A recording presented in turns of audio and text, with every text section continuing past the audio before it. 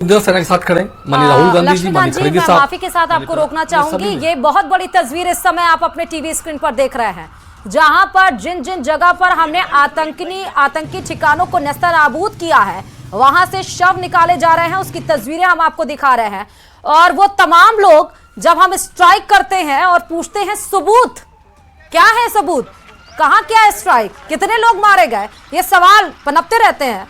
जब हमने Uri surgical strike किया था तब भी, बालाकोट स्ट्राइक किया था तब भी, और अब जब पहलगाम स्ट्राइक किया है तो उसकी तस्वीरें ये हैं जहन में, दिमाग में। अब इसकी तस्वीर को आप बिठा लीजिए और उसके बाद सवाल मत दागिएगा, ना पूछिएगा कि कहां स्ट्राइक किया है, कितने लोग मारे गए हैं। उसकी तस्वीरें, उसकी बानगी है, ये देखिए शव ले जाते हुए वहां की आवाम बोल रही है, खौफ में पूरी रात हमने बिताई है, हम घर छोड़कर खुले खेत में चले गए हैं। 9 जगह पर जो स्ट्राइक की गई है उसकी तस्वीरें भी इसलिए प्रेस कॉन्फ्रेंस की तरफ से दिखा दी गई।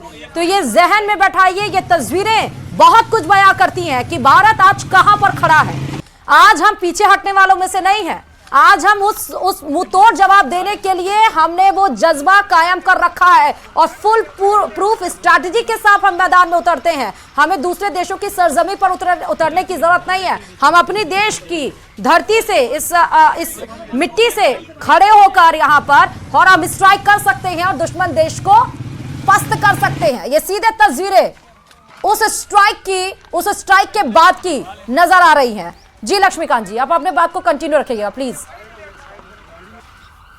हिंदुस्तान के 140 करोड़ हिंदुस्तानी इस समय सेना के साथ है, देश के साथ है, माननीय प्रधानमंत्री के साथ है, और हिंदुस्तान का एक दृढ़ और सशक्त नेतृत्व इस समय हिंदुस्तान में है। आज विपक्षी पार्टियों जिस प्रकार से हिंदुस्तान की सेना की सराहना की है, आज पहली बार ऐसा लगा कि हिंदुस्तान संपूर्ण रूप से एक साथ है। सर्जिकल स्ट्राइक पर जिस प्रकार से सबूत मांगे गए थे, सबूतों की बात कहीं हिंदुस्तान में नहीं हुई।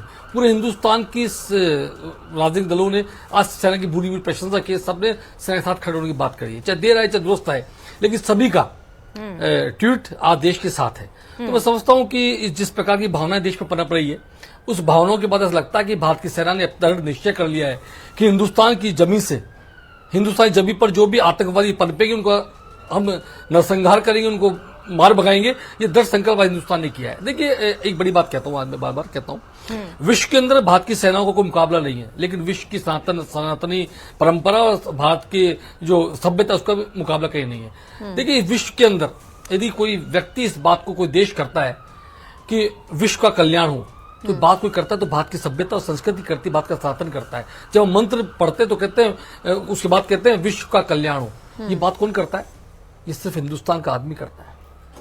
सब वसुधैव कुटुंब की बात कौन करता है? हिंदुस्तान करता है। हम सभी प्राणियों में सद्भावना हो, इस बात कौन करता है? हम जब हवन खत्म करते तो बोलते सभी प्राणियों में सद्भावना हो। वह प्राणी कोई भी हो सकता है, वह प्राणी मनुष्य भी हो सकता है, चींटी भी हो सकती है, चिड़िया भी हो सकती है। उन सबकी सद्भावना की बात कोई करता है तो देश करता है, ये भारत देश करता है।